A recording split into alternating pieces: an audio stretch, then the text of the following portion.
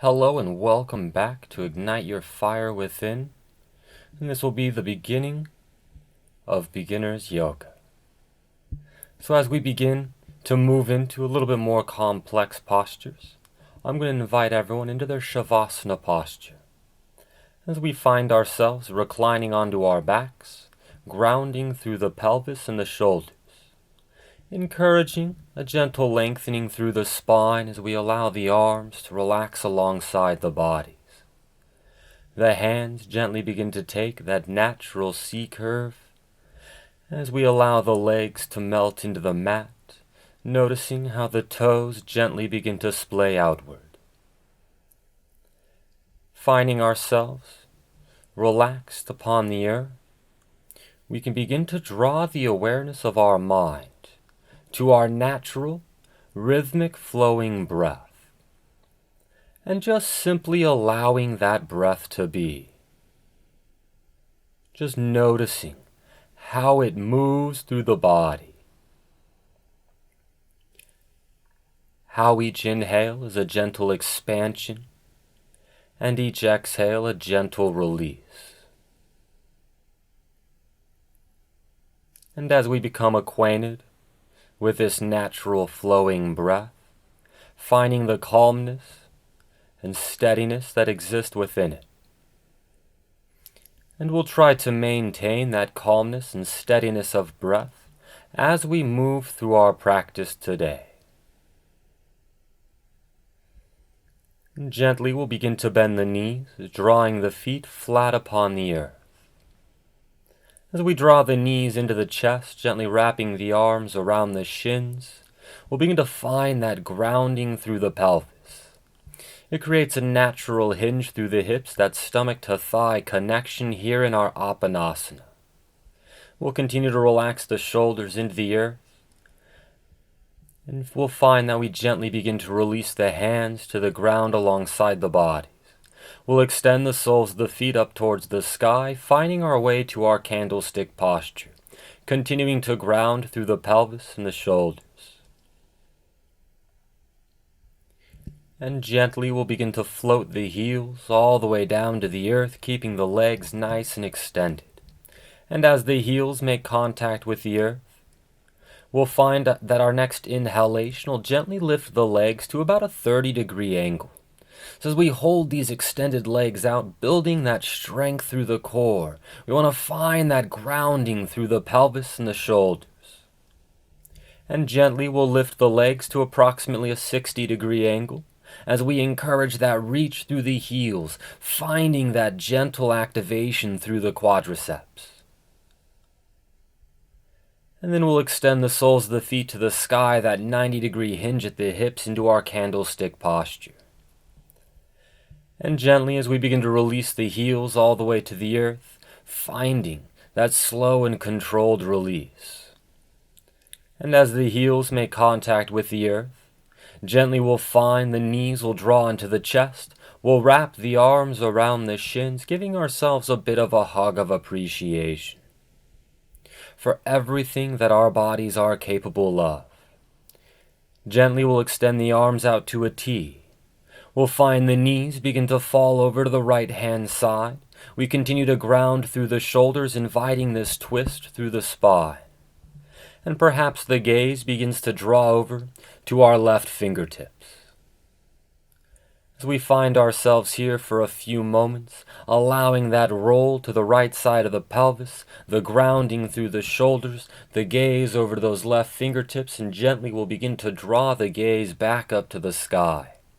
The knees will draw into the chest. We'll keep those arms extended out to the T as we begin to release the knees over to our left-hand side. Continuing to ground through the shoulders as we find this gentle spinal twist. Perhaps we begin to draw the gaze over to our right fingertips. Continuing to find that roll onto the left side of the pelvis.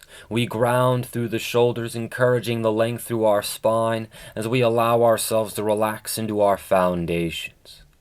Gently beginning to draw the gaze back up to the sky, the knees into the chest. We'll find that we extend the soles of the feet up to the sky as we draw the arms alongside the body.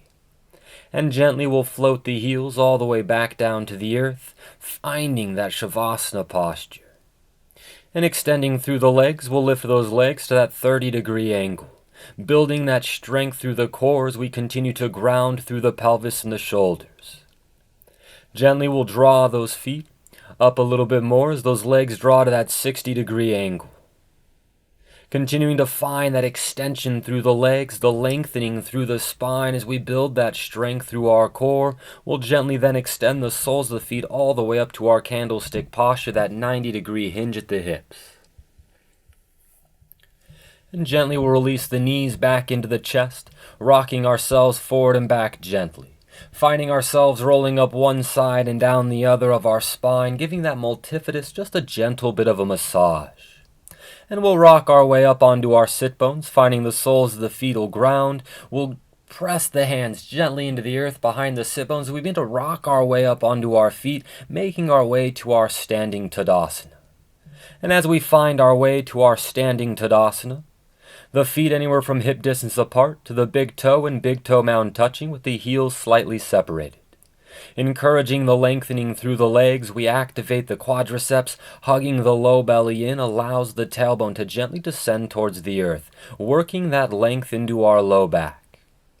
We'll draw the floating ribs together, building that strength across the base of our ribs as we lengthen through the mid-spine. Allowing the shoulders to remain relaxed, they'll naturally fall back and down. As we continue to lengthen through the neck, reaching the top of the head all the way up towards the sky, finding that lift from the foundation of our feet through the top of our head.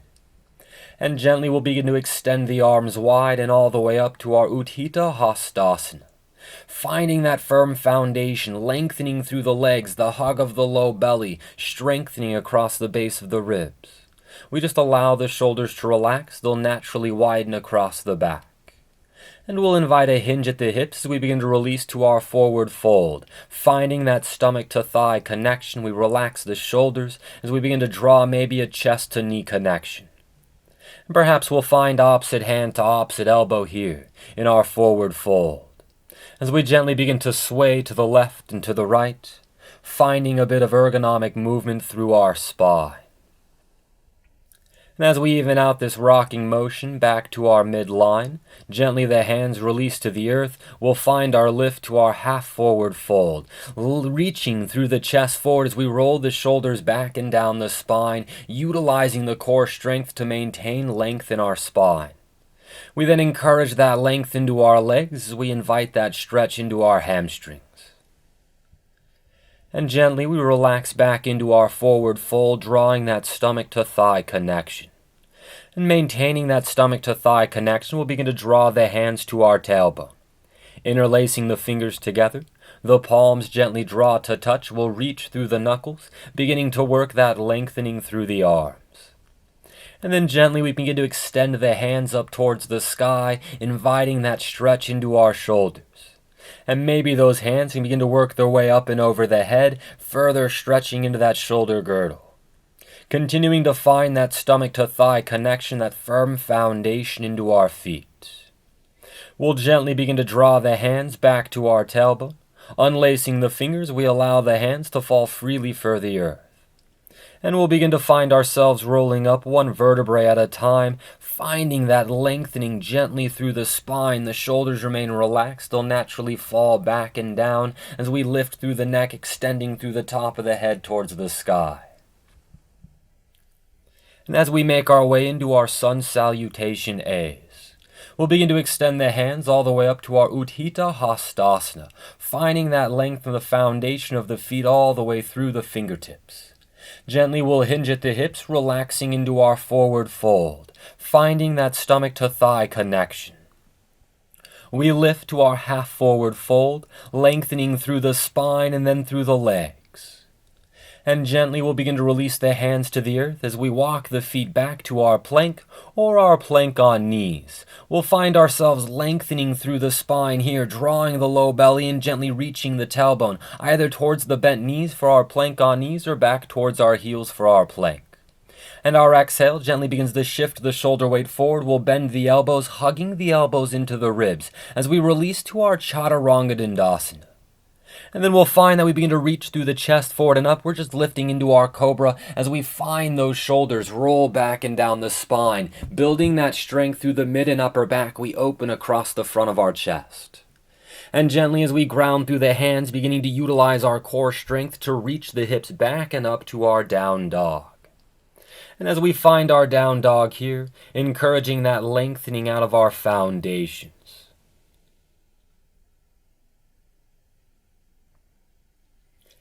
Gently we'll invite the knees to bend, the gaze will draw forward as we step, hop, or walk the feet all the way up in between the hands. We'll lift to our half forward fold, lengthening through the spine and the legs, gently releasing to our forward fold, that stomach to thigh connection. And then we reverse swan dive, working that length through the spine and then from the foundation of our feet all the way up through the fingertips to our Utthita Hastasana. And gently we release the hands to our heart center. Another Sunay as we extend the hands all the way up to our Utthita Hastasana. We'll find that hinge at the hips, releasing to our forward fold, drawing that stomach to thigh connection. Lifting to our half forward fold, we lengthen through the spine and the legs. Gently releasing the hands to the earth, we'll step the feet back to our plank as we move through our vinyasa, releasing to that chaturanga dandasana, hugging those elbows into the ribs. We reach through the chest forward and up, lifting into that cobra, finding that strength through the mid and upper back as we utilize our core strength, sending the hips back and up to our down dog. Encouraging that lengthening out of the foundations of the hands and the feet, we'll gently begin to invite the knees to bend. The gaze draws forward as we step, hop, or walk the feet between the hands. Lifting to our half forward fold. Gently we release to our forward fold, and our reverse swan dive lifts all the way up to that Utthita Hastasana. And our arms gently release to the heart center. We find the extension of the hands back to our Utthita Hastasana for our final Sunay. Hinging at the hips, we release to our forward fold, that stomach to thigh connection. Lifting to our half forward fold, we lengthen through the spine and legs. Gently we release the hands to the earth, the feet to our plank or plank on knees, shifting the shoulder weight forward, bending the elbows to our chaturanga dandasana. Reaching through the chest forward and up, finding that stretch across the front side of the chest as we strengthen through the mid and upper back. We utilize our core strength to reach the hips back and up to our downward dog as we find the hug of our low belly lengthens through the spine. And gently the knees will bend, the gaze will draw forward as we step, hop, or walk the feet between the hands. Lifting to our half forward fold. Gently releasing to our forward fold. And our reverse swan dive finds that extension from the foundation all the way up through the fingertips. And our hands will gently release to our heart center. And we'll find our way into our chair pose, bending the knees, drawing the weight into our heels, building that strength through our quadriceps. We hug the low belly in, letting that tailbone reach towards the heels. Finding that strengthening across the floating ribs as we encourage that length through the spine, letting the shoulders relax gently back and down the spine. And then gently we release to our forward fold as we move through our sun bees. Our inhale lifts to our half forward fold, lengthening through the spine and legs. Gently we'll release the hands to the earth, the feet step back to our plank or plank on knees. Finding that movement through our vinyasa as we release to our chaturanga dandasana. Extending through the chest, forward and up, we lift to our cobra. Perhaps we can ground into that foundation, lifting out of that earth as we find our up dog. And gently we'll send the hips back and up with the strength of our core. Finding that right foot begins to reach back towards the corner of the ceiling and the wall behind us. The hips nice and parallel to the earth. We continue to find the length from the foundation of our hands all the way through the body, reaching out that right heel. And gently we'll draw the right knee into the chest. That right foot floats down to the earth. We'll release the left foot all the way to the ground. We square the hips, hugging the low belly in. We'll reach through the chest forward and up, drawing the shoulders over the hips for our warrior one. And then as we find this warrior one, that firm foundation through the outsole of our left foot. Lengthening through the left leg, the hips draw themselves parallel to the front of our mats. We utilize that right foot to stabilize that foundation, gently pressing that right hip back. And then hug those feet together onto the earth as we feel that activate through the inner hip flexors. And gently we'll fold forward, framing that right foot. It steps back to meet the left as we move through a vinyasa, or we choose to take a break in our downward dog or child's pose. As we find our way through that vinyasa, gently beginning to make our way into that down dog. Finding that our left foot begins to extend back and up to our three-legged dog, encouraging that lengthening from the foundation of the hands, all the way through the spine, the hips nice and parallel as that length reaches out that left foot. And gently we'll begin to draw the left knee up into the chest. We'll release our left foot to the earth. Our right foot firmly grounds as we square the hips, hugging the low belly in, lifting the shoulders up and over the hips for our warrior one. We find that strength into that foundation, grounding into our right foot. The lengthening of our right leg presses our right hip forward. The stability of our left foot gently presses that left hip back. We hug the feet together, drawing the inner hip flexors to strengthen. We hug the low belly in, lifting out of that foundation. Gently we'll hinge forward as we frame that left foot. Stepping that left foot back to meet the right, we choose to move through a vinyasa or find our way to our downward dog. And if we've moved through that vinyasa, that lift, that up dog, we'll find our exhale sends those hips back and up to our downward dog. And then as we find this down dog, that firm foundation through all 10 of the knuckles of the palm, the lengthening through the arms as we allow the shoulder blades to widen, drawing that strength across the base of our ribs as we hug the low belly in. And gently we'll invite the knees to bend. The gaze will draw forward as we bend the knees, stepping, hopping, or walking the feet between the hands. Lifting to our half forward fold. Gently we release to our forward fold. And we'll find ourselves rising to our chair posture, drawing that weight to the heels, the strength to our quadriceps, and then gently we'll lengthen the legs to straighten as we release the hands to our heart center. Finding our way, sitting right back into our chair, working that sun B, we'll gently release into our forward fold. And we'll find our lift to our half forward fold. Gently releasing the hands to the earth, the feet to our plank, as we move through our vinyasa, releasing to our chaturanga dandasana. Lifting to our cobra or our up dog. And gently we utilize the core strength to reach the hips back and up to our down dog. Finding our right foot extends back and up to our three-legged dog. Gently we'll draw that right foot up in between the hands, releasing the left to our warrior feet. The hips will square as we lift to our warrior one, finding that strength in our foundation, that extension out of our pelvic floor. Gently we fold forward, framing our right foot. It steps back to meet the left, choosing to move through a vinyasa or straight to your down dog. And as we find our next inhale, extending that left foot back and up to our three-legged dog. We'll exhale that left foot all the way up in between the hands, releasing the right to our warrior feet, the hips square, hugging the low belly in as we lift to that warrior one, working that strength into our foundation, that lift through the spine out of our pelvic floor.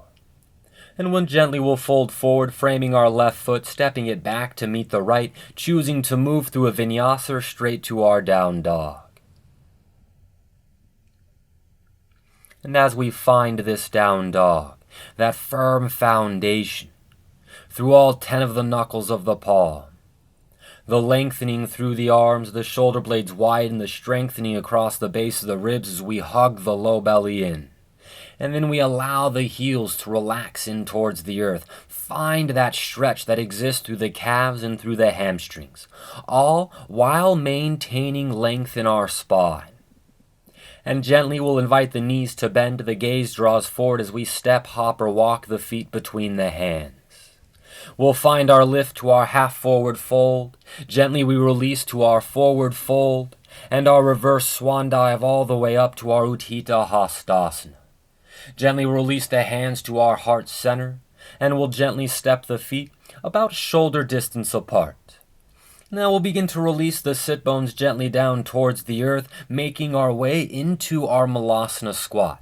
Now, Malasana squat has a whole lot of variation to the depth. We might only find that the elbows draw to the tops of our knees. Maybe those elbows don't even make it to the knees, and that's all right. We're working our way into the depth of our pose. Maybe we find that those hips release almost all the way to the earth, and we begin to reach them up through the ankles. And the knees can begin to draw towards the wall behind us, building that strength through the external portion of our hip as we stretch through the inner hip flexors. And we can choose to remain here, finding this Malasana squat. Or maybe we want to have a little bit of fun, and we'll ground those hands upon the earth, shoulder distance apart, and I like to have my hands about 4 to 6 inches in front of my toes. So as we find those hands firmly grounded upon the earth, we'll begin to shift our shoulder weight forward.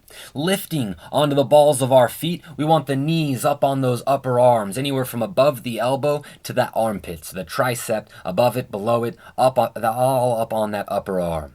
And as we find that body weight shifting forward, we'll gently lift the hips so that the torso is about parallel with the earth. We'll continue to shift that shoulder weight forward, looking forward, inviting the elbows to begin to bend as we continue to reach the shoulders forward.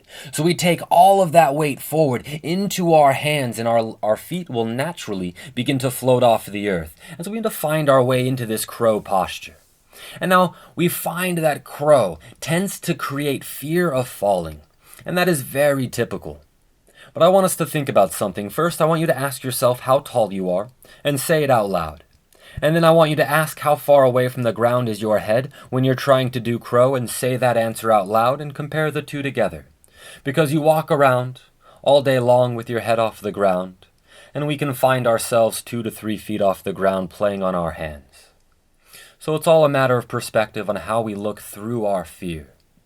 And so gently, we'll begin to make our way back onto our feet. We'll ground the sit bones gently upon the earth as we extend the legs out in front of us.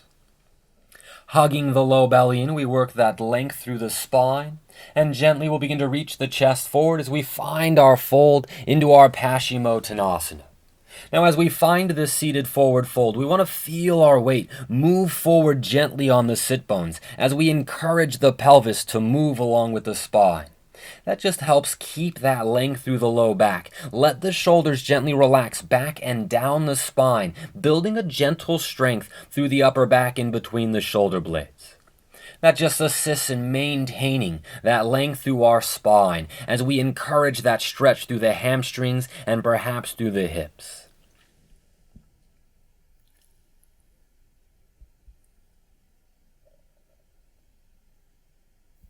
And gently, we'll begin to reach through the chest forward and up, drawing the shoulders back up and over the hips.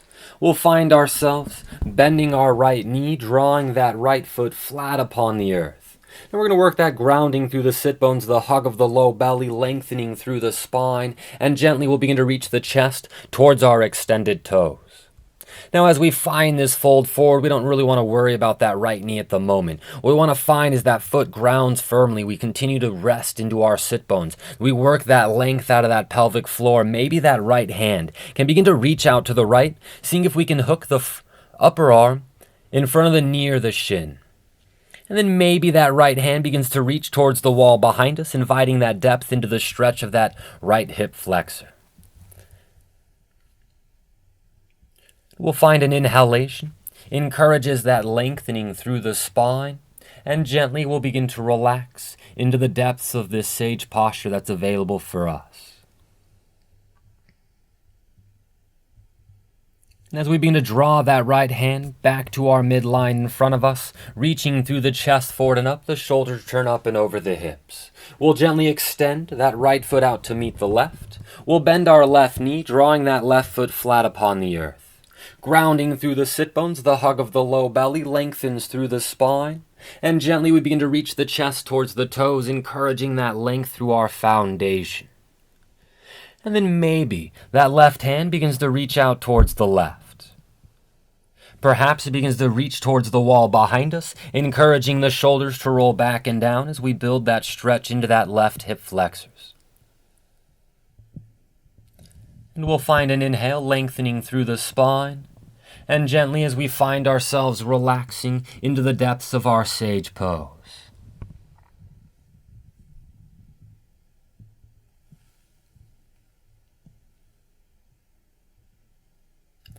And gently as we draw the arms back in front of us, we reach the chest forward and up, the shoulders return up and over the hips. We'll gently extend that left leg out in front of us, reclining nice and gently, one vertebrae at a time onto our backs. Gently drawing the knees into the chest as we wrap the arms around the shins, giving ourselves a hug of appreciation. And then as we take those arms, we'll gently extend them out to a T. As we find the knees, draw up and over the hips, we'll have the knees at a nice little 90-degree bend.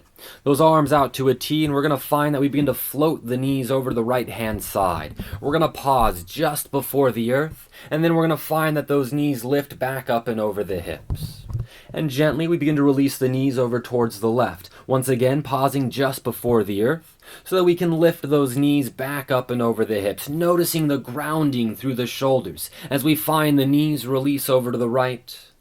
When we find that gentle lift back to our midline, and gently the knees over to our left, and then back up to our midline. And our final stomach churning here as we find those knees release to the right, returning back up and over the hips as they gently release over to the left.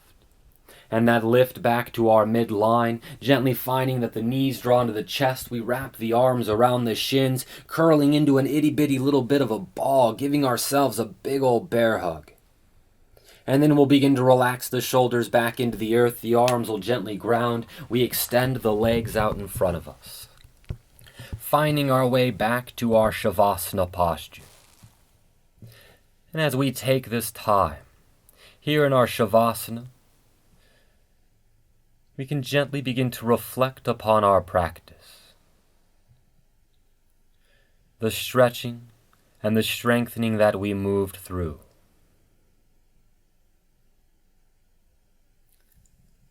We can reflect upon the ease and the difficulties that existed within our practice. And we can begin to relate our practice to our life. Because just as some things come natural, they are simply easy for us to do, other things tend to be more difficult, just like our practice.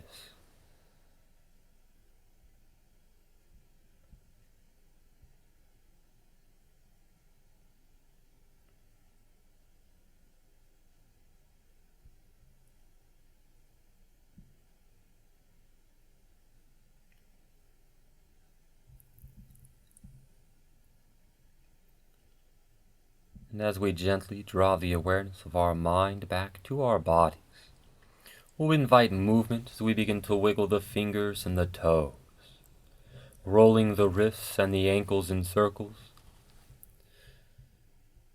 Perhaps we'll stretch as if we had woken from a nap. And then gently we'll begin to draw the knees into the chest, wrapping the arms around the shins, giving ourselves a bit of a hug of appreciation. As we rock ourselves over onto our right-hand side in this fetal position for just a few moments.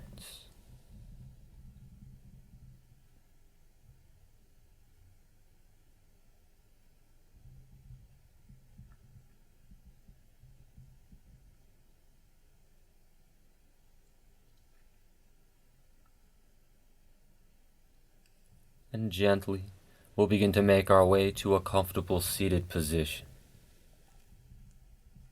Anything with our legs extended out in front of us, we could have half lotus, simple seated, bound angle, anything that you find comfortable for yourself. And I just want to say thank you. Thank you for making the choice to change your life by becoming fit physically and mentally. And we can begin to see the impact that it has on our own life. So for the choice to begin and to continue, thank you and namaste, yogis.